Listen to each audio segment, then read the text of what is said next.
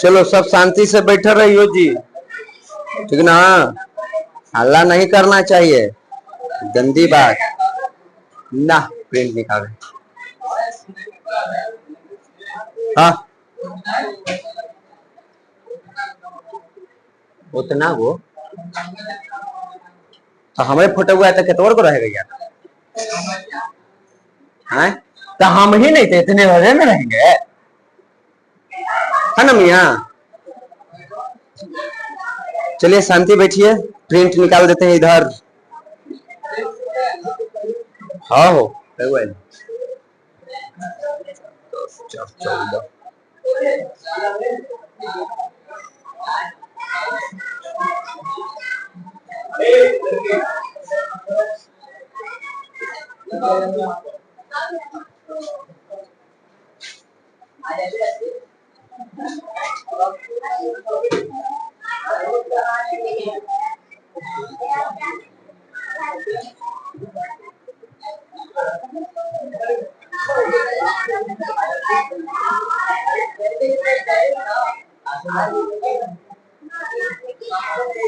चलिए शांति बैठिए। चलिए इधर देखिए बाबू लोग, हम लोग पढ़ रहे थे भारत में राष्ट्रवाद, और आज जो पढ़ेंगे चौथा लेक्चर है, और इसमें हम लोग बस एक ही टॉपिक को कवर करने वाले हैं। उसका नाम है सविनय अवज्ञा आंदोलन, उसके कारण परिणाम, इन्हीं सब चीजों को हम पढ़ेंगे, और उसके बाद ये आज का लेक्चर तुम्हारा खत्म हो जाएगा।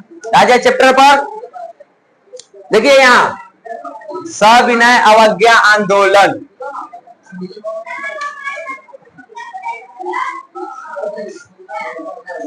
आप लोगों का हो गया सर? सर जी हो गया आप लोगों का? ओए मुंह का फाड़ ले, मिठाई बटी खाई हो गया। शुरू करें, यहाँ ध्यान है पूर्णतः। रेडी? देखिए सविनय अवज्ञा आंदोलन, क्लासा में कहो तो शांत रहना हो। देखिए हमने कल जो क्लास की हम लोग, उसमें हम लोगों ने देखा असहयोग आंदोलन, खिलाफत आंदोलन जो 1920-22 में हुआ। ठीक, आज हम लोग पढ़ने वाले हैं गांधी जी का दूसरा जन आंदोलन, जिसका नाम है सविनय अवज्ञा आंदोलन। और ये आंदोलन कब हुआ था? 1930 में। पहला चीज यही तुम्हारे लिए इंपॉर्टेंट है, सविनय अवज्ञा आंदोलन कब हुआ था? 1930 में। किसने किया? गांधी जी ने। ठीक, इसका आधार क्या था? ये आंदोलन क्यों हुआ? तो इसका मुख्य रूप से यहाँ पे कि देखिए, जो असहयोग आंदोलन किए थे गांधी जी, वो एक तरह से असफल था। ठीक, असफल होने के कारण यहाँ पे अब लोगों में आंदोलन करने की क्षमता नहीं रही थी। अब उनमें ये विश्वास नहीं रखा कि हम आंदोलन करके भी आगे स्वतंत्रता को प्राप्त कर सकते हैं। तो आंदोलन के लिए जो बातें हैं वो उनके लिए क्या हो गया था? शून्य हो गया था, यानी एकदम निराशाजनक हो गया था।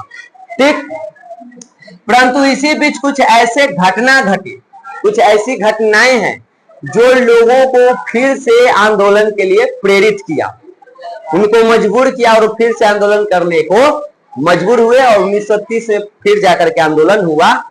8 साल बाद 1922 में असहयोग आंदोलन खत्म हुआ और 30 में ये शुरू हुआ। तो इन 8 सालों के बीच में लोगों में अब उम्मीद नहीं थी कि आंदोलन करके हम कुछ कर सकते हैं, लेकिन कुछ ऐसी घटनाएं घटी कि ये लोग आंदोलन किए। ठीक, वो कौन कौन सा कारण था उसी को हम लोग एक एक करके यहाँ पे समझेंगे और जानेंगे कि क्या कारण है जिसके वजह से फिर से असहयोग आंदोलन के बाद सविनय अवज्ञा आंदोलन हुआ। थोड़ा सा ब्रेक लीजिए।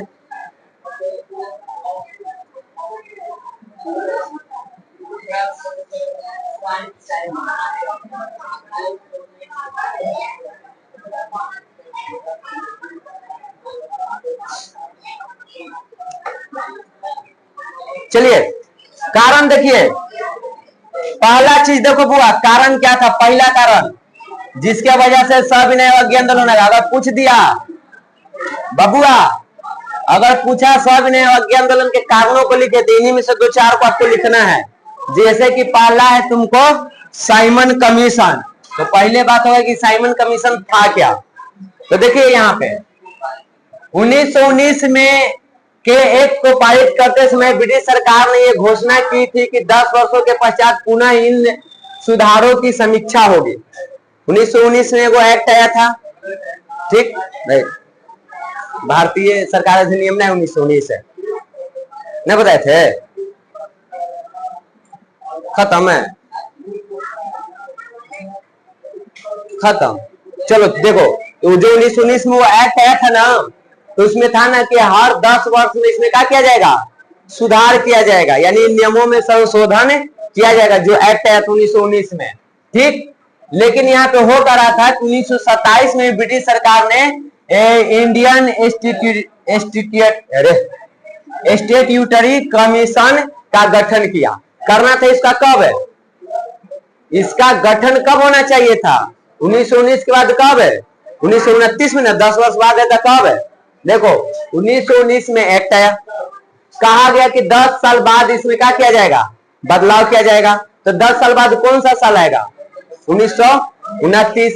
अभी यहाँ पे क्या चल रहा है, नवंबर 1927, और इसी टाइम पे इंडियन स्टैट्यूटरी कमीशन का गठन किया गया, जिसकी इसी को हम लोग किस नाम से जानते हैं, साइमन कमीशन। इसको साइमन कमीशन क्यों कहते हैं, क्योंकि इसका जो अध्यक्ष है इंडियन स्टैट्यूटरी कमीशन का, उस व्यक्ति का नाम है सर जॉन साइमन नाम होगा, देखो है ना, सर जॉन साइमन। तो ये इसका अध्यक्ष था, इसलिए इसको साइमन कमीशन भी कहा जाता है और इंडियन स्टैट्यूटरी कमीशन भी कहा जाता है। तो अगर पूछे तुमसे कि साइमन कमीशन को और किस नाम से जानते हैं, तो तुमको इसी वाले में टिक करना है, या पूछे कि इस कमीशन को किस नाम से जानते हैं, तो तुमको साइमन कमीशन में टिक करना है। समझ यही बात है। तो इसकी स्थापना, इसका गठन करना था 1929 में, लेकिन कर कब दिया गया, 27 में। इसमें भी उतना दिक्कत नहीं है, दिक्कत अभी आगे होगी। देखो होता क्या है, गठन हो गया, अब इसमें 7 गो सदस्य था। कितना सदस्य है, 7 गो। 7 गो लोग मिलकर इसका गठन किए, इसको अंडरलाइन कर लेना ये सब। और इन 7 के 7 अंग्रेज थे। ये जो 7 लोग थे, 7 कौन थे, अंग्रेज। नियम किसके लिए बनना था, भारत के लिए। तो यहाँ पे जो मुख्य रूप से इस आंदोलन में जो सविनय आंदोलन होगा, उसका वजह जो साइमन कमीशन बनेगा, उसका वजह यह है कि साइमन कमीशन में 7 लोग हैं और इन 7 लोगों को मिलकर के भारत के लिए नियम कानून बनाना है। और इसमें विरोध की बात यह है, जिसके वजह से लोग विरोध करेंगे, कि 7 में से एक भी भारतीय नहीं है। हमारे घर में काम करना हो, हमारे घर के कोई व्यक्ति शामिल ना हो, तो क्या हम उस चीज में सहमत होंगे। तो नियम कानून बनाना था भारत के लिए, और भारत के ही एक भी व्यक्ति इसमें शामिल नहीं था। तो भारतीयों का कहना था कि आप साइमन कमीशन जो गठन किए, ये जो आ रहा है, ये जो सुधार करेगा, नियम बनाएगा, आप बनाइए, लेकिन उसमें भारतीय भी होना चाहिए, तब ना भारतीय अपनी बातों को वहां रखेगा। अब 7 के 7 अंग्रेज हैं, तो आप तो अपने अनुसार बना लीजिएगा, तो फिर वैसे सुधार के हमको क्या सकता। तो इसको लेकर के भारतीयों ने क्या किया, विरोध किया। कब किया, तो यहाँ पे विरोध होता है, तुमको करने किया विरोध हुआ तुमको 3 फरवरी 1928 को। कैसे हुआ, 3 फरवरी 1928 को यहाँ पे साइमन कमीशन जो है वो इंडिया पहुंचा, इंग्लैंड से। इंडिया में कहां पहुंचा, मुंबई, जिसको पहले बंबई कहा जाता था, मुंबई पहुंचा। तो भारतीयों ने यहाँ पे इसका स्वागत कैसे किया, काला झंडा लेके, हड़ताल करके, प्रदर्शन करके। यानी ये लोग बोले कि हमको नहीं चाहिए, और नारा दिए किस चीज का, साइमन वापस जाओ, अंग्रेजी में साइमन गो बैक, यानी हमको ये कमीशन नहीं चाहिए, ये आयोग हमको नहीं चाहिए। ये आयोग तभी हम मानेंगे जब इसमें कोई भारतीय रहेगा, इसमें भारतीय तो है नहीं, तो हमको इस कमीशन की आवश्यकता नहीं है, आप वापस जाइए। और ये हड़ताल किस दिन हुआ था, 3 फरवरी 1928 को पूछा जाएगा, ठीक। साइमन कमीशन के खिलाफ विद्रोह कब हुआ था? 3 फरवरी 1928 को बंबई में, ठीक। काला झंडा, हड़ताल, प्रदर्शन, ये सब करके इसको वापस जाने को कहा गया था। समझ गए? तो इस प्रकार साइमन कमीशन विरोधी जो आंदोलन शुरू हुआ, वो लोगों में एक आंदोलन वाला भावना फिर से जगा रहा था। जरूरत था उसको एक सूत्र में बांधने की, ठीक। और गांधी जी तो माला बनाने में आगे हैं, सबके जोड़ के तो तुरंत जन आंदोलन शुरू कर देते थे। पहला कारण सविनय अवज्ञा आंदोलन के पहला कारण कौन बना? साइमन कमीशन, ठीक। ये पहला उसका कारण है। साइमन कमीशन क्या था पूरा बता दिए कहानी, उसमें कोई डाउट है? 1919 में भारत सरकार अधिनियम जो आया उसमें था कि 10 वर्ष बाद इसमें बदलाव करना है, ठीक। करना था वो 29 में, लेकिन बदलाव रहा था 27 में, ठीक। इसको इंडियन एस्टिट्यूटरी कमीशन के नाम से भी जानते हैं और इसका अध्यक्ष सर जॉन साइमन था, इसलिए इसको साइमन कमीशन के नाम से भी जानते हैं। अब इसका काम था बदलाव करने के लिए, तो बदलाव करने के लिए इसमें 7 लोग थे और आंदोलन का मुख्य कारण ये था कि 7 लोग में एक भी भारतीय नहीं था, ठीक। अगर सवाल तुमको ऐसे पूछ दे कि बताइए कि भारतीयों ने साइमन कमीशन का विद्रोह क्यों किया, उसका विरोध क्यों किए, तो यही बताना है कि साइमन कमीशन जो 1919 के एक्ट आया था उसमें बदलाव करने के लिए इसका गठन किया गया था, परंतु इसमें 7 लोग फिर लिखना है किया गया था। इसमें 7 सदस्य थे, परंतु इसमें एक भी भारतीय नहीं थे और इसीलिए भारतीयों ने इसका विरोध किया था। इतने बात तुमको लिखना है। भारतीय रहता तो उतना समस्या इन लोगों को नहीं था, भारतीय नहीं था इसीलिए इसका विरोध किया गया था। तो ये एक चीज लोगों में फिर से आंदोलन के लिए भावना को जगा रहा है, ये लोग एक हो रहे हैं और आगे चल के सविनय अवज्ञा आंदोलन करेंगे, क्योंकि 28 में घटना घट रही है, 2 साल बाद सविनय अवज्ञा आंदोलन होने वाला है। उसके बाद एक है तुमको नेहरू रिपोर्ट। देखो हुआ का साइमन कमीशन के जब बहिष्कार किया गया ना कि हमको ये नहीं चाहिए, तो उस टाइम पे यहाँ के जो सचिव हुआ करता था उसका नाम था लॉर्ड ब्रैकनहेड। तो ब्रैकनहेड ने चैलेंज दे दिया भारतीयों को, कहा ना कि जाओ तू अगर साइमन कमीशन के बात नहीं मानेगा तो तुमको हम चैलेंज देते हैं, तुम एक ऐसा नियम बनाओ जो सब दल माने। भारत में उस टाइम अलग अलग दल था, कांग्रेस है, मुस्लिम लीग है, हिंदू महासभा बन ही गया है, इस टाइम पे तुमको राष्ट्रीय स्वयंसेवक संघ बन गया है, कम्युनिस्ट पार्टी बन गया है, कई सारी पार्टियां थी, ठीक, राजनीतिक दल। तो इसका कहना था ब्रैकनहेड के कि तुम एक ऐसा यहाँ पे रिपोर्ट तैयार करो, यानी एक ऐसा संविधान बनाओ, ऐसा नियम बनाओ जो सब दल माने, यानी वो कांग्रेस भी माने, मुस्लिम लीग भी माने, कम्युनिस्ट पार्टी माने, राष्ट्रीय संघ, यानी जितना भी दल उस टाइम पे है वो सब उसको माने। ऐसा करके दिखाओ तुमको हम जाने। ये चैलेंज था। चैलेंज कौन दिया? इसने। किसको? भारतीयों को, कि तुम में है क्षमता तो बना लो, अगर साइमन कमीशन नहीं चाहिए तो। अब जब ये चुनौती मिला तो चुनौती का जवाब देने के लिए जिम्मा मिला किसको? कांग्रेस को, क्योंकि उस टाइम पे सबसे बड़ा पार्टी कौन है? कांग्रेस ने चुनौती एक्सेप्ट किया और फरवरी 1928 में दिल्ली में सभी दलों को मिला करके एक सम्मेलन किया गया, एक मीटिंग रखा गया, सभी दल को बैठा करके कि ऐसे चैलेंज कर दे रहे हम लोगों को, तो हम लोगों को अपना एक संविधान बनाना चाहिए, दिखाना चाहिए कि हम में भी दम है। समझ गए? और उसके बाद 1928 में ही मोतीलाल नेहरू ने एक संविधान बनाया था। ये 8th क्लास में हम तुमको बताए थे। और हम लोग का जो आज का संविधान है, उस संविधान में उस संविधान का भी कुछ बातों को रखा गया, जैसे समानता, स्वतंत्रता, वोट देने का अधिकार, ये सब उस संविधान में भी इसकी बात की गई थी, जो 1928 में मोतीलाल नेहरू 8 सदस्य मिल करके बनाए थे। 8th क्लास में तुम लोग को बताए थे, ठीक, वहां से रिलेटेड है कहानी, ठीक। तो 1928 में मोतीलाल नेहरू यहाँ पे ये बनाए थे, इसी को नेहरू रिपोर्ट भी कहा जाता है। ये जो बनाए थे ना संविधान छोटा सा, उसी को नेहरू रिपोर्ट कहते हैं। ये बनाया था कौन? मोतीलाल नेहरू। अब देखो इस टाइम पे जवाहरलाल नेहरू भी है, मोतीलाल नेहरू उसके पिता हैं, तो कंफ्यूज मत होना, नेहरू मतलब कौन है? मोतीलाल नेहरू रिपोर्ट तैयार किए थे, जवाहरलाल नेहरू नहीं। 1930 में जवाहरलाल नेहरू कुछ कांड करेंगे, देखियो, ठीक। तो मोतीलाल नेहरू के अध्यक्ष यहाँ बनाया गया और 8 लोगों का सदस्यता वाला एक समिति बना और उसने पूरा यहाँ पे संविधान का प्रारूप तैयार किया, ड्राफ्ट तैयार किए थे। ठीक, और उस ड्राफ्ट में यहाँ पे डोमिनियन स्टेट की दर्जा देने की मांग की गई।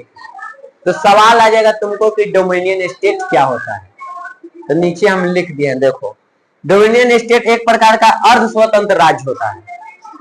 मतलब समझी, देश के अंदर पूरा निर्णय तुम लेगा, लेकिन सरकार में रहेगा तुमको अंग्रेज, यानी मेन गार्जियन वही रहेगा, हेड। पूरा निर्णय देश के अंदर हम लेंगे, आप रहिए। डोमिनियन स्टेट के मांग के मतलब था कि हम अंग्रेजों को कह रहे थे कि आप मेरे देश में रहिए, आप शासन में रहिए, लेकिन देश के अंदर क्या करना है ये डिसीजन आप नहीं लीजिएगा, कौन लेगा? हम भारतीय लेंगे। यही क्या चीज है? Dominion state. तो देखो लिख दे, डोमिनियन एक प्रकार के अर्ध स्वतंत्र राज्य होता है, पूरे तरह से स्वतंत्र नहीं है, लेकिन आंतरिक मामले के लिए हम स्वतंत्र हैं। बाहर आप अपना देखिए, विदेशी मामला आप देखिए, अंदर वाला हम देखेंगे। तो इस तरह के मांग को हम क्या कहते हैं? Dominion state. तो ये चीज था जो संप्रभुता प्राप्त करने की प्रक्रिया में होता है। ये कब होगा? यहीं से तो धीरे धीरे हम आजादी प्राप्त करेंगे। अगर ये मांग लिए अब अंदर के संभालने लगे तो उसके बाद हम बाहर वाला संभाल लेंगे। तो हमारे भारत में 1947 में आजाद हो गए। ये 47 से 50 के बीच हमारे यहाँ ये रहा है डोमिनियन स्टेट, क्योंकि उस टाइम तक हमने के पास संविधान बनने नहीं था। संविधान तो बन ही रहा था, अभी काम चल रहा था, बन के तो तैयार होगा 1949 में, लागू होगा 50 में। तो उस दौरान अंग्रेज छोड़ के नहीं गया था, हम लोगों को आजाद कर दिया वो। लेकिन कहा जब तक आप संविधान नहीं बना लीजिएगा, जब तक आपका पूरे तरह से शासन व्यवस्था लागू नहीं हो जाएगा, तब तक वो अपने जिम्मे पर रखा। तो उस दौरान हमारे यहाँ क्या चल रहा था? डोमिनियन स्टेट, बाकी वो देख रेख वही कर रहा था। फिर संविधान लागू हो गया, हम अपन हो गए। ठीक, तो इसकी मांग कब की गई थी? 1928 में ही, जब नेहरू जी प्रारूप वो संविधान बनाए थे, रिपोर्ट तैयार किए थे, उसी में डोमिनियन स्टेट की मांग की गई थी। यहां तक कोई दिक्कत डोमिनियन स्टेट में? सोनू क्लियर हो गया डोमिनियन स्टेट क्या होता है? ठीक, जैसे यहाँ है तोरा अपन कॉपी किताब के साथ क्या करना है तू अपन समझो, लेकिन मालिक तो हम ही है ना? तो तू डोमिनियन स्टेट में अभी तू। ठीक, देखो यहाँ पे ये चीज किया गया। लेकिन ये कहो कि ब्रेकन हेड जो है वो जीता और हम लोग हारे। जो रिपोर्ट बना वो रिपोर्ट सबको स्वीकार नहीं किया, और वो चैलेंज तो यही दिया था कि तेरा में दम है तो एक ऐसा रिपोर्ट बनाओ जो सब दल माने। और हम लोग माने पे आ जाएंगे तो अंग्रेज माने देगा? वो धर्म जाति क्षेत्र काका के नाम पर लड़वा के कुछ न कुछ नुक्सा निकलवाइए देगा। सबको ही उसको नहीं माना, सभी दलों ने उस रिपोर्ट को स्वीकार नहीं किया, तो स्वीकार नहीं हो सका, उसको नहीं माना गया। लेकिन इससे कई सारे महत्वपूर्ण निर्णयों को जन्म दिया, नए नए निर्णय लेने का यहाँ पर मौका मिला, कुछ आइडिया मिला कि हमारा संविधान बनेगा तो कैसा होगा, हमको कहां जाना, एक रास्ता मिला। सफलता नहीं मिली लेकिन रास्ता मिला। लेकिन इस टाइम पे एक चीज और हो गया, सांप्रदायिकता की भावना को भड़का दिया गया। फिर से देश में धर्म के नाम पर दंगा फसाद ये सब शुरू हो गया, मारपीट अराजकता आ गई। मुस्लिम लीग और हिंदू महासभा इसको बढ़ाने में खूब योगदान दिया। हिंदू सभा पूरा हिंदू को आगे बढ़ाने का प्रयास कर रहा है, हिंदू राष्ट्र। अब मुसलमान सब अपना मुस्लिम लीग के माध्यम से, और इन दोनों ने मिल करके देश में पूरा सांप्रदायिकता के नाम पे तोड़फोड़ मचा कर रखी हुई है। कब? 1928-30 के दौरान। ठीक, तो ये चीज हुआ। अतः गांधी जी ने इसे निपटने के लिए सविनय अवज्ञा का कार्यक्रम प्रस्तुत किया। तब गांधी जी कहे कि फिर से सब चुट्टन भीरा, और इससे इन लोगों को बचाना है, तो फिर से इस सबके एक साथ करना होगा। और एक साथ करने के लिए क्या करना पड़ेगा? आंदोलन। इस बार आंदोलन कौन सा होगा? सविनय अवज्ञा आंदोलन। तो ये कारण बना तुमको। उसके बाद अगला देखिए, अगला है तुमको आर्थिक मंदी। प्रथम विश्व युद्ध हुआ था 1918 में, विश्व युद्ध खत्म हुआ, और उस युद्ध के बाद, उस समय तो नहीं लेकिन 10 साल बाद, पूरे विश्व को एक ऐसे दौर को देखना पड़ा जिसका उम्मीद भी किसी ने नहीं किया था, और वो था आर्थिक मंदी। और आर्थिक मंदी ऐसा कि पूरे विश्व में छा गया। क्योंकि लास्ट अमेरिका में भी आ गया था, और अमेरिका में जैसे ही आर्थिक मंदी आई, पूरे विश्व में घोषित कर दिया गया कि विश्व आर्थिक मंदी आ गई है। तो देखो, इसका भी सविनय अवज्ञा आंदोलन में बहुत बड़ा भूमिका रहा है। कैसे रहा इसे समझो। देखो कैसे प्रथम विश्व युद्ध हम लोगों को बाद में भी प्रभावित कर रहा है। तो देखो यहाँ पे 1929-30 में विश्व आर्थिक मंदी का प्रभाव शुरू हुआ, और इसने पूरे पूरे दुनिया के अर्थव्यवस्था को एक तहस नहस करके रख दिया। सबका अर्थव्यवस्था नीचे गिरा, आर्थिक स्थिति कमजोर हुई। तो भारत के भी हुआ, भारत के भी अर्थव्यवस्था पर इसका बुरा प्रभाव पड़ा। यहाँ पे जो वस्तुओं की कीमत है वो बढ़ने लगा, धराधर, कुछ के निदम धराधर नीचे गिर रहा है तो कुछ के ऊपर हो रहा है। भारत में जो निर्यात होता था वो कम हो गया, निर्यात मतलब भेजना, सामान भेजना कम हो गया। अंग्रेजों ने भारत से धन के निष्कासन बंद नहीं किया। इनकम कम हो रहा है लेकिन अंग्रेज उतने लूट के ले जा रहा है। तो किससे लूट के ले जाएगा? हम लोगों से टैक्स बढ़ाएगा, टैक्स बढ़ाया तो हमारी स्थिति और खराब होगी, महंगाई बढ़ेगी, कई सारी समस्याएं उत्पन्न हुई, बेरोजगारी आई, कई सारे कारखाने आर्थिक मंदी के कारण बंद हो गए। तो ये लोग, कई सारे पूंजीपति की हालत एकदम खराब हो गया, दिवालिया निकल गया उनका, रोड पर आ गए, करोड़पति से रोडपति बेचारे हो गए। तो ऐसी स्थिति आ गई। पहले से तो हमारे यहाँ गरीबी था ही, ये आर्थिक मंदी के कारण और गरीबी आ गई, और बेरोजगारी और भूखमरी। और जब गरीबी, भूखमरी, बेरोजगारी सब आता है तब उंगली किस पे उठाते हैं? अगर हमारे देश में महंगाई, गरीबी, बेरोजगारी है, शिक्षा की कमी, स्वास्थ्य की कमी है, तो हम किस पे उंगली उठाते हैं? सरकार के। तो उस टाइम पे भी लोग किसके ऊपर उंगली उठाएंगे? हम किसके खिलाफ कार्रवाई करते हैं, प्रदर्शन करते हैं? तो वो लोग किसके खिलाफ करेगा? सरकार के। सरकार में कौन था? अंग्रेज, ब्रिटिश। तो ब्रिटिश सरकार के खिलाफ इस वजह से भी यहाँ आंदोलन हो रहा था। तो गांधी जी देखे कि मौका अच्छा है, सबको जोड़ के क्या कर लेते हैं? सविनय अवज्ञा आंदोलन। तो ये भी हो गया तुमको, ठीक। उसके बाद इस टाइम पे समाजवाद के भी प्रभाव पड़ रहा था। थोड़ा सा आप लोग चले जाइए चैप्टर नंबर 2 में। चैप्टर नंबर 2 1917-18 लेनिन, समाजवाद की स्थापना, दुनिया भर के देश। तीसरा चैप्टर में चले जाइए, पूरा हिंद चीन में लड़ाई ये चल रहा था, यानी समाजवाद के प्रभाव धीरे धीरे बढ़ रहा था, और उसका असर हमारे भारत में भी देखने को मिला। भारत में भी समाजवाद के प्रभाव बढ़ रहा था। इस टाइम पे मार्क्सवाद और समाजवादी विचार तेजी से फैल रहे थे। कांग्रेस संगठन में, कांग्रेस जो कि समाजवादी को न मानता था, लेकिन फिर भी उसमें कुछ ऐसे लोग थे और नामी नौजवान और नामी ऐसे नेता थे जो समाजवाद के पक्ष में थे। और उसमें 2 बड़े नेता का नाम आता है, जिसमें एक है तुमको जवाहरलाल नेहरू और दूसरे हैं सुभाष चंद्र बोस। ये दोनों कांग्रेस में है और ये दोनों के दोनों समाजवाद के पक्ष में थे। तो यहाँ पे देखा जा रहा था कि कांग्रेस में ही कई सारे लोग थे जो समाजवाद के पक्ष में थे कि समाजवादी विचारधारा, समाजवादी व्यवस्था हमारे देश में भी होना चाहिए, क्योंकि उसमें समानता को ध्यान में रखा जाता है, सबके लिए होता है, कोई ऊपर कोई नीचे नहीं होता है। तो इस तरह से इसका भी प्रभाव रहा, ये भी लोगों को एक करने का काम कर रहा था। तो यहाँ पे देखा गया कि ये जो दबाव है इनका, समाजवादियों को वामपंथी जो कहते हैं, इसके दबाव को संतुलित करने के लिए आंदोलन को एक नए कार्यक्रम की आवश्यकता थी। थोड़ा सा नया कुछ करने की जरूरत था।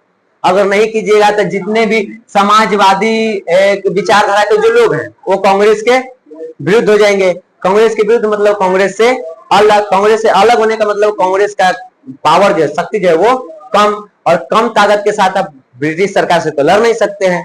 जितना ज्यादा ताकत रहेगा उतने ना लड़िएगा। तो उसके लिए जरूरी था कि हम इसको अपनाएं। जब इसको अपनाएंगे तो ये जो लोग हैं वो इसमें शामिल रहेंगे, ऐसे ऐसे जो लोग थे, और कांग्रेस मजबूत बनेगा। बाकी के जो समाजवादी विचारधारा के लोग हैं वो भी कांग्रेस में शामिल होंगे तो पार्टी और मजबूत बनेगा। तो इस तरह से यहाँ पे ये भी एक कारण बनेगा, ठीक। फिर देखिए क्रांतिकारी आंदोलनों का उभार। इस समय भारत की स्थिति विस्फोटक हो गई थी।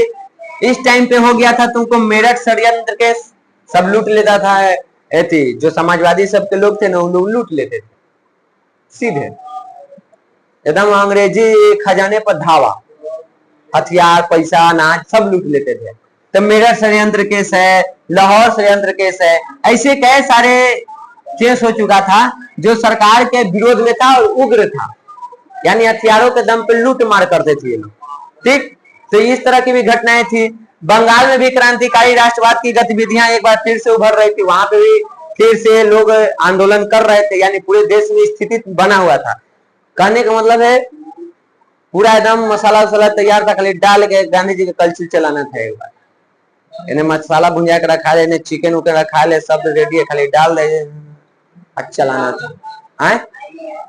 ठीक, तो हर जगह स्थिति बना हुआ है। 1930 में चटगांव में सरकारी शस्त्रागार पर क्रांतिकारियों ने योजनाबद्ध ढंग से एक छापा मारा, जिसका नेतृत्व सूर्य सेन किए थे। ये इंपॉर्टेंट है तुमको, सूर्य सेन मास्टर दा है, अंडरलाइन कर लो, समझी। बंगाल में एक जगह है कौन, चटगांव। तो 1930 में वहां के लोगों ने क्या किया, यहाँ पे जो अंग्रेजों के जो हथियार खाना था वहीं पे ये लोग क्या कर दिया, अटैक एकदम पूरा प्लानिंग करके लूट लिए। इसका नेतृत्व कौन किए थे, सूर्य सेन। सूर्य सेन को और किस नाम से जानते हैं, मास्टर दा। तो इंपॉर्टेंट क्वेश्चन है, तुमको ऑब्जेक्टिव के लिए पूछा जाता है, मास्टर दा के नाम से किन्हें जानते हैं, या मास्टर दा किनका उपनाम था, या सूर्य सेन को और किस नाम से जानते हैं, या सूर्य सेन का उपनाम क्या था, सब में बात वही पूछा जा रहा है। तो सूर्य सेन, मास्टर दा। ठीक, तो ये चीज माने कि कहने का मतलब बंगाल के लोग भी आंदोलन के लिए तैयार हैं, बस जोड़ने की आवश्यकता है। उसके बाद देखिए पूर्ण स्वराज्य की मांग हुआ का। अब देखो यहाँ पे 28 में मोतीलाल नेहरू के रिपोर्ट, 29 में जवाहरलाल नेहरू के इनमें देखो बाप बेटा मिलकर ही ले। देखिए दिसंबर 1929 ईस्वी में कांग्रेस का वार्षिक अधिवेशन हो रहा था, कहाँ, लाहौर में। हर साल मीटिंग होता था, कल भी बताए हैं। और इसकी अध्यक्षता कौन कर रहे थे, जवाहरलाल नेहरू। तो 31 दिसंबर 1929 को डेट बढ़िया से याद रखना, 2 डेट आएगा इसमें। 31 दिसंबर 1929 ईस्वी को आधे रात में रावी नदी के तट पर जवाहरलाल नेहरू ने तिरंगा झंडा को फहराया और स्वतंत्रता की घोषणा कर दी कि हम लोग आज से हो गए स्वतंत्र। उसके प्रस्तावों को पढ़ा। इतना कहानी समझ में। यहाँ सवाल पूछा जाता है कि रावी नदी के तट पर जवाहरलाल नेहरू ने, क्वेश्चन भुला कैसे कैसे तो रहता है, ये दोनों है, छोड़ो यहाँ पे रहेगा। ये पूछा जाएगा कि रावी नदी के तट पर जवाहरलाल नेहरू ने झंडा कब फहराया था, एक सवाल। या पूछा जाएगा कि 1929 में किस नदी किनारे जवाहरलाल नेहरू ने झंडा फहराया था। किसी तरह से घुमा के पूछ सकता है। इस पूरे को आप अंडरलाइन कर लीजिए, यहां से लेकर के यहां तक। ठीक, समझ गए, यहां तक क्लियर हुआ चीज। 1929 दिसंबर के महीना लाहौर में अधिवेशन कांग्रेस के। 31 दिसंबर की रात को जवाहरलाल नेहरू रावी नदी किनारे, लाहौर शहर है तो वहां पे झंडा फहराए और ये घोषणा की कि हम लोग आज से स्वतंत्र होते हैं। लेकिन ये कहां पे हुआ है, लाहौर में, 31 दिसंबर को। उसके बाद देखो 26 जनवरी को पूर्ण स्वतंत्रता दिवस मनाने की घोषणा की गई कि 26 जनवरी को हम लोग आजादी मनाएंगे। और अगला जो 1930 आया, क्योंकि दिसंबर 31 को तो घटने हुआ है, तो 26 जनवरी 1930 को स्वतंत्रता दिवस पूरे देश में मनाया गया। और देश के इस दिन से लेकर के आजाद हम लोग कहिए 1947 में। इतने वर्षों में तो 17 बार हम लोग आजादी मना चुके थे, स्वतंत्रता दिवस हम लोग मना चुके थे। कई बार, 17 बार। कब, किस दिन मनाते थे, 26 जनवरी को। और एक सवाल यहां से तुमको मिलेगा, हमने के संविधान बन के 26 नवंबर 1949 को तैयार हो गया था, तो फिर उसको लागू 26 जनवरी को क्यों किया गया, उसी दिन क्यों नहीं? तो उसका वजह है यही, हम लोगों के पास 3 गो समस्या आ गया। एक हम स्वतंत्रता दिवस कब मना रहे थे, 26 जनवरी से, लेकिन अंग्रेजों ने हमको कब आजाद किया, 15 अगस्त को। हम लोग आजाद कब हुए हैं, 15 अगस्त को ना, 1947 के। तब बताओ, एगो 26 जनवरी के स्वतंत्रता दिवस मनाते, एगो 15 अगस्त के। किसी भी देश में 2 गो स्वतंत्रता दिवस हो सकता है, एक गो ना। अब यहाँ पे सवाल था कि तब पुराना चलते आ रहा है परंपरा, इसको छोड़े कैसे। अब फिर यहाँ पे ये भी है, असल में तो आजाद हम यहाँ हुए हैं, और उधर एगो संविधान बन गया, तो 26 नवंबर के संविधान बना है, दिखाओ ना। 26 नवंबर को 1949 में संविधान बन गया। अब लगा कि इस दिन हम लागू करेंगे, तो इस दिन गणतंत्र दिवस, तो स्वतंत्रता दिवस गणतंत्र दिवस। तब हमारे संविधान सभा के लोगों ने निर्णय लिया कि एक काम करते हैं, कुछ संविधान के हिस्सा लागू कर देते हैं 2 महीना के लिए। 2 महीना की ना बात है, नवंबर के बाद दिसंबर, दिसंबर के बाद जनवरी, पूरे 2 महीना 26, ठीक। ये 2 महीने के बाद तो है, कुछ नियम लागू कर देते हैं ताकि व्यवस्था चलते रहे। और 2 महीना रुक जाते हैं, और इस संविधान को यहाँ ना लागू करके कहाँ लागू कर देते हैं, यहाँ 26 जनवरी को। जब 26 जनवरी को लागू करेंगे, तो इस दिन हम क्या मना लेंगे, गणतंत्र दिवस। इस दिन हमारा क्या हो जाएगा, गणतंत्र दिवस, और साथ ही में हमारे पुराना स्वतंत्र दिवस भी चल रहा है। और असली स्वतंत्रता दिवस हम कब मना लेते हैं, इस दिन। ये हो गया। तब कहा गया कि तो इसको, ये भी तो एक यादगार समय है, 26 नवंबर को कैसे छोड़ दे। कोई बात नहीं, 26 नवंबर को संविधान दिवस के रूप में मना लीजिए। तो 26 को हम लोग क्या मनाते हैं, संविधान दिवस। 26 जनवरी को पहले क्या मनाते थे, स्वतंत्रता दिवस। अब क्या मनाते हैं, गणतंत्र दिवस। साथों में स्वतंत्रता वाला अमर चल रहा है। असल में स्वतंत्रता दिवस कब मनाते हैं, 15 अगस्त को। ये क्लियर, ये डाउट क्लियर हुआ, क्यों यहां से वहां गया, क्यों 2 महीना हम लोग रुके हैं। कोई पूछे तो बताई दियो, यही कहानी तुमको बताना है, समझ गए। आगे आइए। तो यहाँ पे जो स्वतंत्रता की घोषणा की गई थी, उसमें नेहरू जी कुछ बोले थे। क्या बोले थे, हम भारतीय प्रजाजन भी अन्य राष्ट्रों की भांति अपना जन्म सिद्ध अधिकार मानते हैं कि स्वतंत्रता मेरा जन्म सिद्ध अधिकार है। बाल गंगाधर तिलक तो पहले ही करके गए हैं। हम स्वतंत्र होकर रहे, स्वतंत्रता मिले हमें। हम यह भी मानते हैं कि यदि कोई सरकार अधिकार छीन लेती है और प्रजा को सताती है, तो प्रजा उस सरकार को बदल देने या मिटा देने का भी अधिकार है। ये भाषण में था, हम उसको मिटा देंगे, बदल देंगे या मिटा देंगे, अगर मेरा शोषण करेगा तब, या आने वाली सरकार करेगा तब। और आज हम लोग को लोकतंत्र में पावर भी है, अगर सरकार कोई शोषण करती है, अत्याचार करती है, तो उसको हमें हटा सकते हैं, मिटा सकते हैं, ठीक। आज एकदम इसको निपटा देना है। और आगे देखिए क्या बोले, लंबा भाषण था, भाषण खाली सुन लो, ऐसे एग्जाम के लिए इंपॉर्टेंट नहीं है, खाली पढ़ लो। भारत की अंग्रेजी सरकार ने भारतवासियों का अपहरण ही नहीं किया है, बल्कि उसका आधार भी गरीबों के रक्त शोषण पर है। पूरा शासन व्यवस्था कैसे है, गरीबों का शोषण करना, उसको खून चूसना। और उसने आर्थिक, राजनीतिक, सांस्कृतिक, आध्यात्मिक दृष्टि से भारत का नाश कर दिया। ये सब उस भाषण में, घोषणा पत्रोला जो स्वतंत्रता प्राप्ति के टाइम जो नेहरू जी पढ़ रहे हैं, उसी में ये सब लिखा हुआ है, ठीक। इन सभी चीजों का वो क्या कर दिया है, नाश कर दिया है। अतः हमारा विश्वास है कि भारत को अंग्रेजों से संबंध विच्छेद कर लेनी चाहिए, यानी कि भारत को अंग्रेजी सरकार से मुक्त हो जाना चाहिए। जिस शासन ने हमारे देश का इस प्रकार सर्वनाश किया है, उसके अधीन रहना हमारी राय में मनुष्य और भगवान दोनों के प्रति अपराध है। जनता सुनेगा तो इसी को खड़ा जाएगा। कितना बेहतरीन से लिख दिए, भाषण तैयार है। किंतु हम यह भी मानते हैं कि हमें हिंसा के द्वारा स्वतंत्रता प्राप्ति नहीं होगी, हमको अहिंसा के राह पे ही चल के करना होगा। इसलिए हम ब्रिटिश सरकार से यथासंभव स्वेच्छापूर्ण किसी भी प्रकार का सहयोग न करने की तैयारी करेंगे। हम लोग अपने आप को ऐसे तैयार करेंगे कि न तो हम अंग्रेज से सहयोग ले और न सहयोग दें, और उसी का नाम पड़ेगा क्या चीज, सविनय अवज्ञा। यानी कि हम आज्ञा करके काम की, हे लतखोर कुटुम, हमरा ही से तू चल जा। सविनय अवज्ञा मतलब यही है, तो लतियाम लेकिन हाथ जोड़ के, आपको हम मारने वाले हैं देख तबरा के। तो सविनय अवज्ञा, एकदम विनय करके आपसे हम कह रहे हैं कि भैया मेरे, आप मेरे देश में बहुत शोषण किए, आप हमको बहुत विकसित किए, आप हमको बहुत संस्कार सिखाएं, अब आपकी संस्कार की हमको आवश्यकता नहीं है, बोरिया बिस्तर बांधिए और निकलिए, लड़ाई नहीं करेंगे।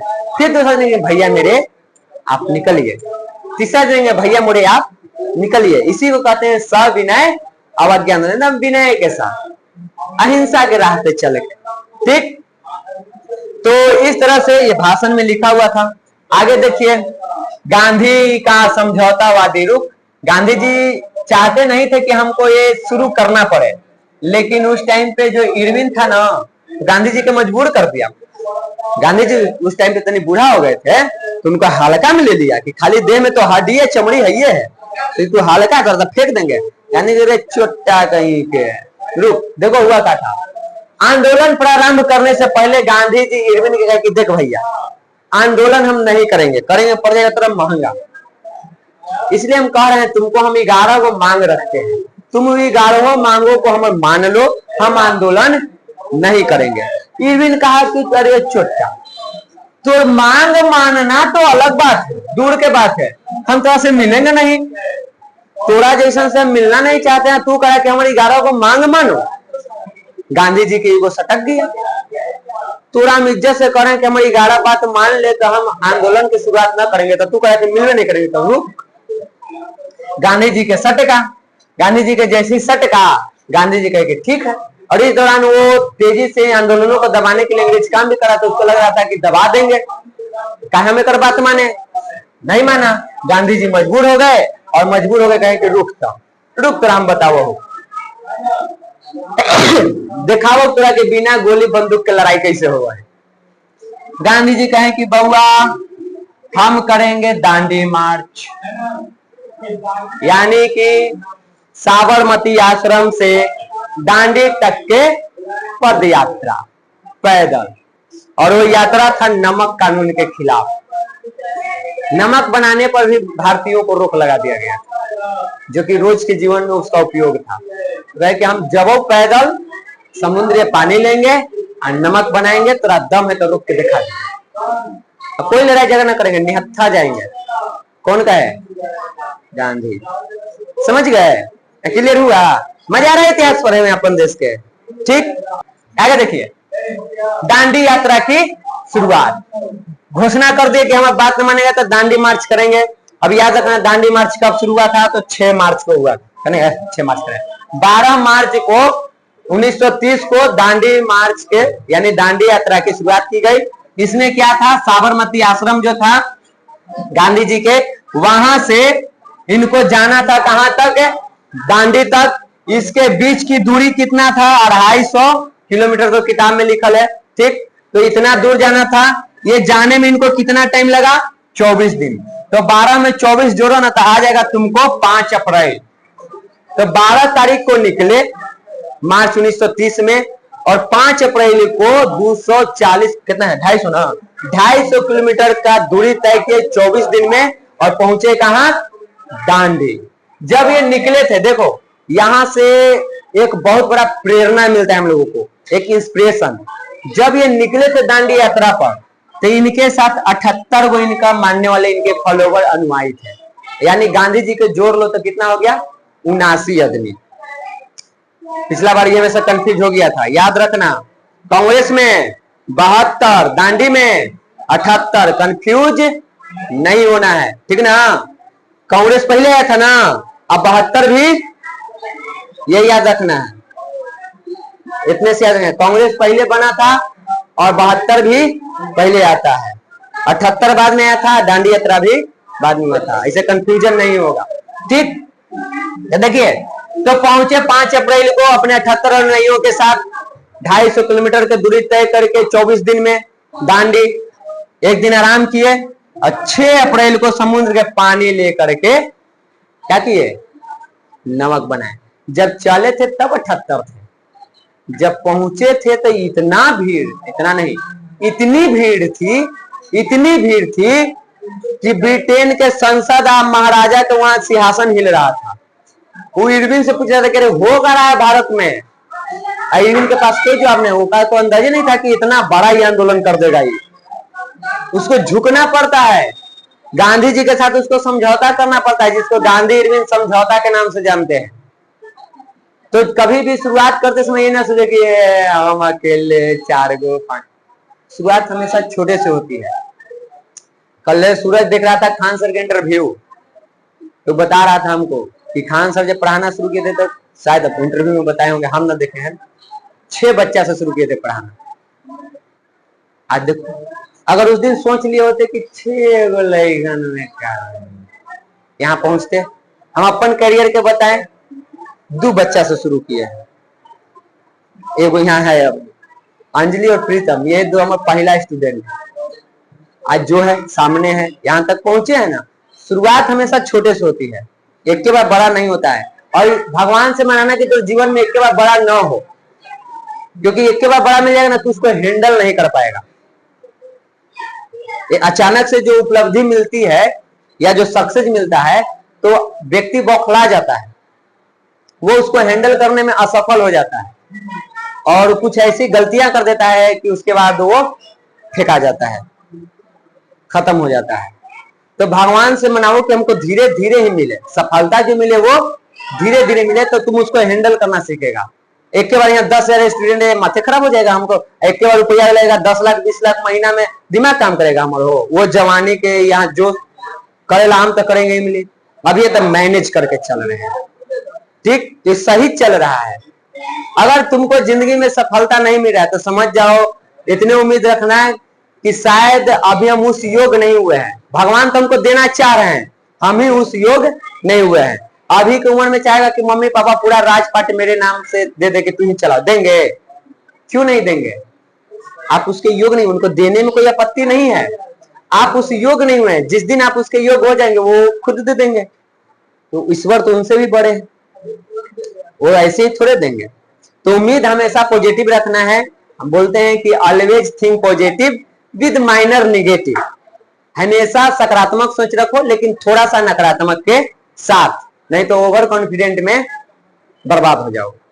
चलते रहते हैं, देखते हैं। तुम्हारा भी संघर्ष चल रहा है, हमारा भी चल रहा है, देखते हैं हम दोनों कहाँ पहुंचते हैं।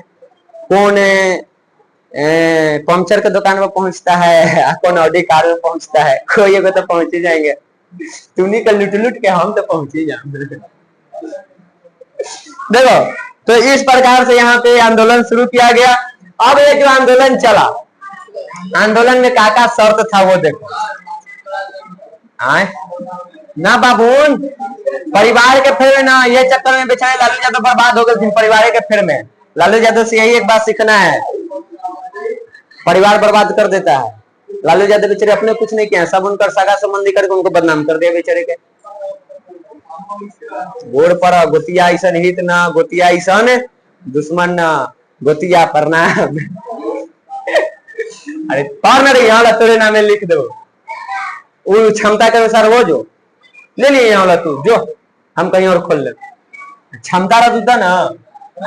देखिए क्या था उसमें कार्यक्रम में, क्या था सविनय अवज्ञा आंदोलन में, हर जगह नमक कानून का उल्लंघन करना था।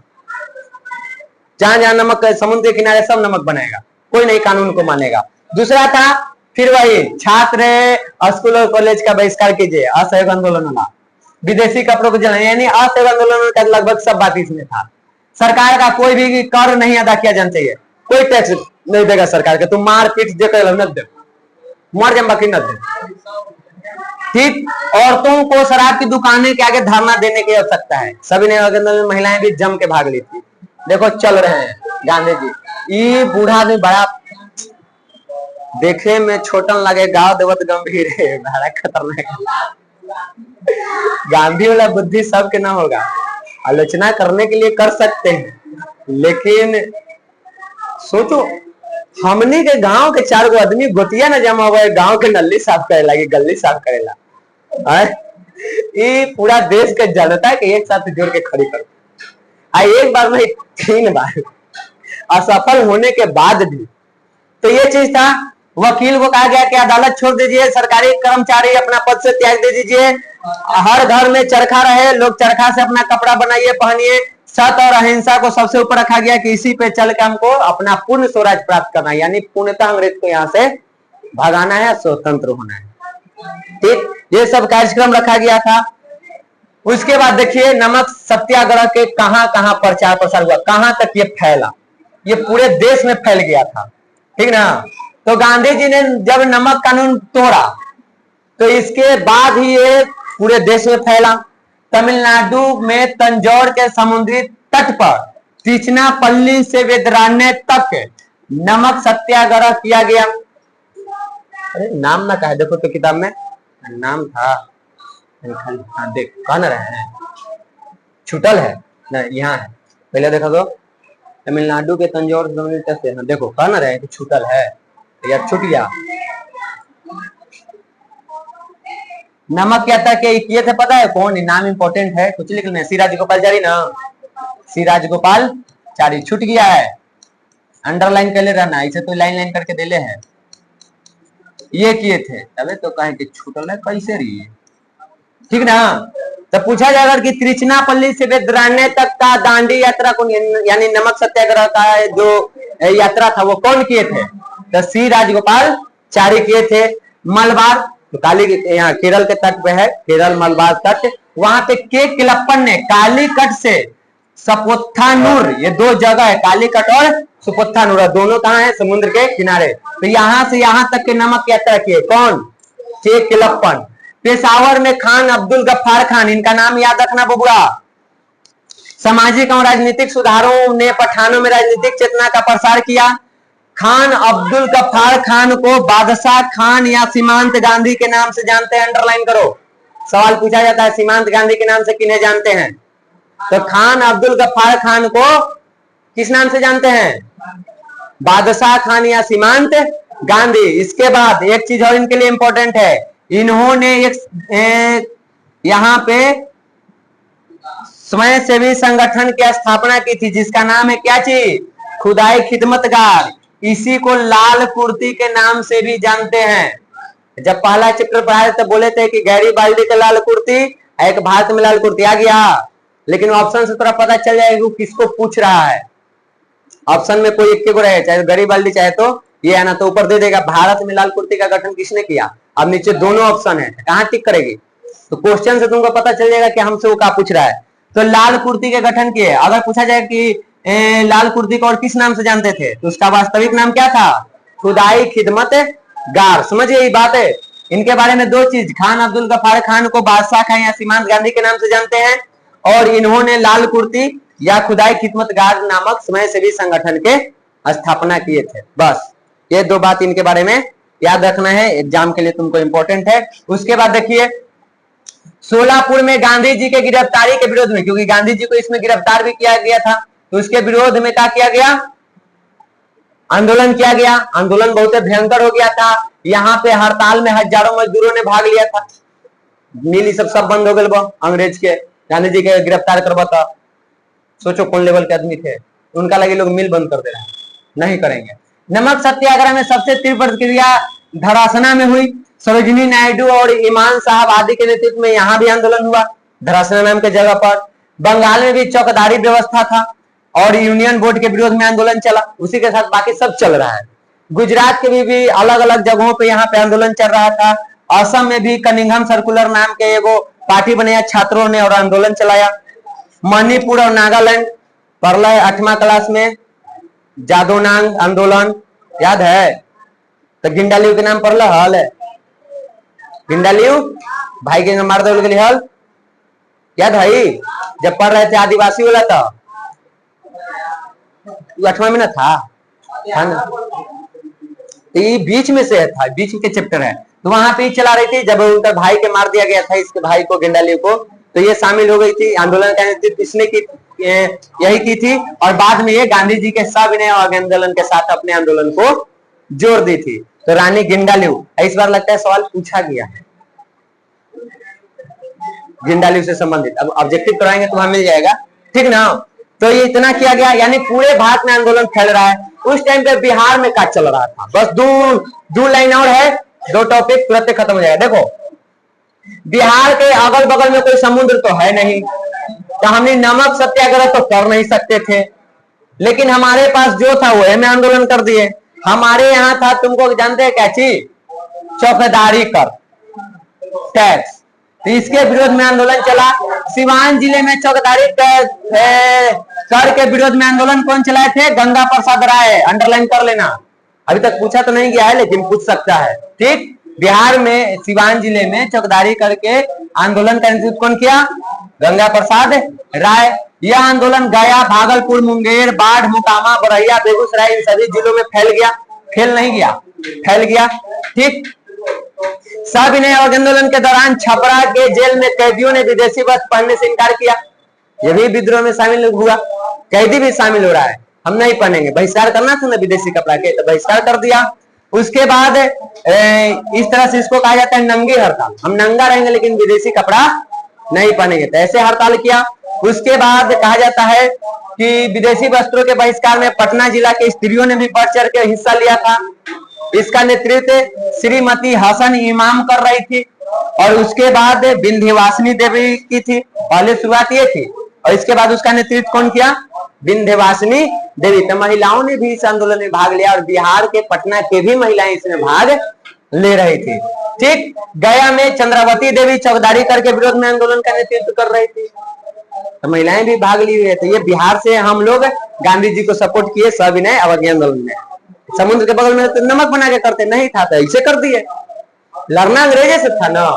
अरे मुंह पर मार चला ना, हमने गोले पर मार, लेकिन मारली ना, मुंह ना खोरली ना, छोड़ली थोड़े, खीसे बढ़ गए, मारली मुंह में एक था। हमारे कोचिंग में एक से एक डायलॉग निकाला है। ये कहा कि खीसे बढ़ गए, कि मारे मुंह में एक था। इन्हें देखो, अब जब आंदोलन इतना बड़ा हुआ था, गांधी जी के इरविन के पास बस एक ही रास्ता था, समझौता। और गांधी और इरविन के बीच होता है समझौता। ठीक, समझौता कब होता है? 5 मार्च 1931 को। इसको गांधी इरविन पैक्ट या गांधी इरविन समझौता के नाम से जानते हैं। ये इंपॉर्टेंट है, पूछेगा गांधी इरविन समझौता कब हुआ तो बता देना है। कहाँ हुआ था? दिल्ली में। इसको दिल्ली समझौता भी कहते हैं। अगर पूछे गांधी इरविन समझौता को और किस नाम से जानते हैं तो दिल्ली समझौता है। सब अंडरलाइन करते जाओ। इसके तहत कहा गया, इरविन ने गांधी जी से कहा कि एक काम करो, तू आंदोलन रोक दो। ब्रिटेन में होता था गोलमेज सम्मेलन, यानी गोल बेंच पर सम्मेलन होता था, और दूसरा सम्मेलन होने वाला था इंग्लैंड में। तो कहा ना कि आप चले जाइए इंग्लैंड, आपकी जो भी मांग है वो वहां गोलमेज सम्मेलन में आप भाग लीजिए, आप हम यहाँ से आपका रिकमेंडेशन भेज दे रहे हैं, आंदोलन खत्म कीजिए, आपकी जो भी मांगे हैं वो वहां जाके आप गोलमेज सम्मेलन में मांग लीजिए। गांधी जी इस बात के लिए सहमत हो गए। ठीक है, हम आंदोलन रोक दे रहे हैं, वहां समझ लेंगे। गांधी जी पहुंचे कहा? कुछ मांगों को माना था। और इसी टाइम पे एक चीज और चल रहा था, 1930 चल रहा है। भगत सिंह कहाँ है? जेल में। तो उनकी आजादी की भी बात चली है। फांसियां ना 31 में पड़ेगा, तो इनको लेकर के बात होता है।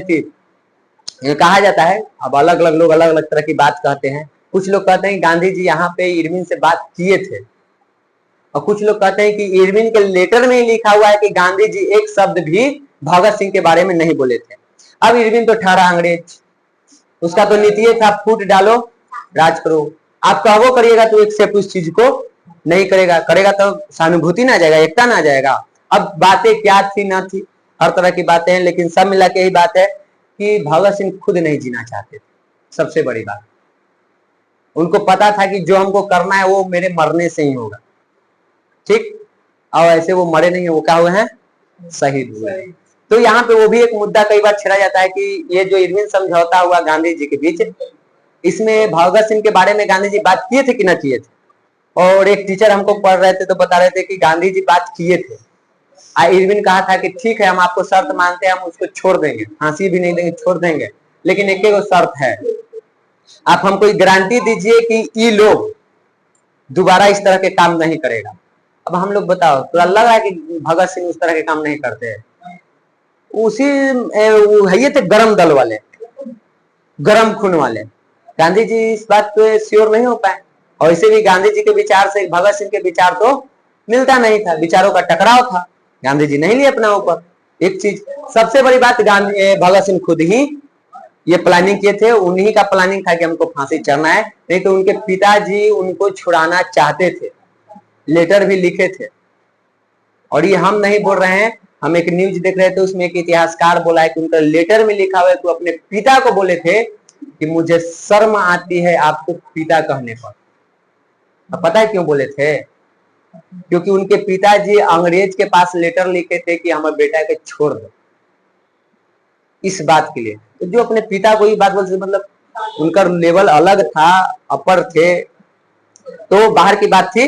तो एक हमारे दिमाग में चीज भरा जाता है, गांधी और भगत करके हमने के लड़वाया जाता है। अरे दोनों हमारे देश के, दोनों आजादी लड़ा था, दोनों के रास्ते अलग थे, हम दोनों के मानेंगे।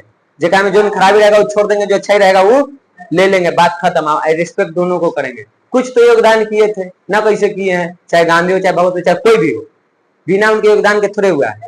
है ना। अब देखिए यहाँ पे तो द्वितीय गोलमेज सम्मेलन में गांधी जी गए, लेकिन गांधी जी के बेचारे के एक ही बात वहां पे नहीं माना पाया, नहीं माना। गांधी जी निराश होकर वापस लौट गए। अब आपस आए, यहाँ तो अंग्रेज लगल था आंदोलन दबाने में। गांधी जी चाहे कि दोबारा से हम इसको शुरू करें, लेकिन जो अब खत्म हो चुका उसको दोबारा शुरू करना इतना आसान नहीं है। शुरू में हो गया तो हो गया, और 1934 आते आते आंदोलन पूरे तरह से खत्म हो गया, क्योंकि दोबारा उस चीज को जगा ही नहीं पाए। फिर से उम्मीद लोगों का टूट गया था कि ऐसे अब फालतू हो। तो ये भी इनका क्या हुआ, आंदोलन असफल रहा। अब देखिए इसके परिणाम, काम खत्म। परिणाम में क्या हुआ है जी, दुआ हुआ, ये सब छोटा छोटा है, शॉर्ट में बता दें। पहला इसका परिणाम ये रहा कि पहली बार यहाँ पे महिलाओं ने भाग लिया था, और ग्रामीण और शहरी हर क्षेत्रीय के महिलाओं ने इस आंदोलन में भाग लिया। यानी वो घर के दहलीज को लांघ करके अब बाहर आई थी, और यहीं से वो आंदोलन में लड़ी और बाद में अपने अधिकारों के लिए लड़ी। तो पहला चीज ये था, ठीक। यहाँ पे ग्रामीण क्षेत्र में निर्धन, अशिक्षित, गरीब, मजदूर हर व्यक्ति ने इसमें भाग लिया। पहला चीज ये रहा इसका, ठीक। दूसरा देखो, समाज के विभिन्न वर्गों का राजनीतिकरण किया गया। सबको राजनीति में हिस्सा देने की बात की गई कि हर वर्ग के लोग राजनीति में आएगा, और इससे क्या हुआ कि समाज के हर वर्ग में अंग्रेजों के प्रति विरोधी भावनाएं जगी कि हम भी सरकार में आएंगे, अंग्रेज को भगाएंगे, हम आएंगे। तो ये चीज हुआ। उसके बाद पहली बार राष्ट्रीय आंदोलन के अंतर्गत महिलाओं को प्रभावी भूमिका में देखा गया, और इस आंदोलन में महिलाओं की भूमिका, दूसरा पहलू यह है कि महिलाओं का सार्वजनिक जीवन में प्रवेश हुआ। पहला तो आंदोलन में भाग लिया, दूसरा चीज अब ये सार्वजनिक चीज, यानी पूरे समाज के लिए जो काम होता है उन सभी चीजों में इनका भागीदारी शुरू हुआ यहाँ से। इसी आंदोलन के अंतर्गत आर्थिक बहिष्कार ने ब्रिटिश आर्थिक हितों को प्रभावित किया, उसको कमजोर किया। भारत में ब्रिटिश वस्त्रों के आयात में गिरावट आ गई थी, जितना वहां से आता था उतना ही नहीं रहा था, क्योंकि खरीदने वाला ही कोई नहीं था। तो इसमें गिरावट आ गई थी, और बाकी के भी जो भी वस्तुएं थे, यानी ब्रिटेन से जितना भी वस्तु आ रहा था उन सब के आयात में गिरावट दिखी गई, यानी उसका मांग यहाँ पे कम हो गया था। तो ये चीज हुआ। उसके बाद अंतिम पेज, अंतिम पेज क्या है, इस आंदोलन के दौरान आ गया तो वानर सेना बैच रहे इतिहास से पहले ही चुका है। वानर सेना, मंजरी सेना जैसे संगठन बनाया गया, और प्रभात फेरी का आयोजन किया गया। इसमें पत्र पत्रिकाओं का भी बहुत बड़ा भूमिका रहा, न्यूज पेपर सबके। लास्ट चैप्टर में हम लोग न्यूज पेपर को देखेंगे कैसे वो भूमिका निभा रहा था राष्ट्रवाद में, ठीक। तो इसका भी भूमिका रहा। सविनय आंदोलन ने श्रमिक और कृषक आंदोलन को भी प्रभावित किया, ये भी आंदोलित हो गए, जो श्रमिक आंदोलन कर रहे थे, किसान कर रहे थे वो भी। इस आंदोलन का एक मुख्य परिणाम ब्रिटिश सरकार द्वारा 1935 का भारत सरकार अधिनियम है। इन सभी से मजबूर होकर के 1935 में ब्रिटिश सरकार को भारत सरकार अधिनियम 1935 लाना पड़ा, जो जिसका लगभग कहा जाता है कि आधा से ज्यादा चीज हम लोग के संविधान में जो है वो यहीं से है। तो कई सारे सुधार उसमें किए गए थे। पहली बार ब्रिटिश सरकार ने कांग्रेस से समानता के आधार पर बातचीत किया था, उसको लगा था कि ना आ गया है लेवल पर, अभी हमको टक्कर दे सकता है। पहला बार वो डरा था कि हमारा सिंहासन डोल रहा है, ठीक। इंग्लैंड तक हिला के रख दिए थे, चले गए। तो आज के तुमको यही था। कल हम लोग किसान आंदोलन पढ़ेंगे, और सबसे पहले पढ़ेंगे गांधी जी के तीनों आंदोलन, सत्याग्रह, अहमदाबाद, खेरा, ठीक। बाकी के और भी जो आंदोलन है उसको, और जनजातीय आंदोलन के भी प्रयास करेंगे कि कल ही हम निपटा दें, तो अगले दिन इसका काम खत्म, ठीक है। तो आज आप लोगों को इतना ही था।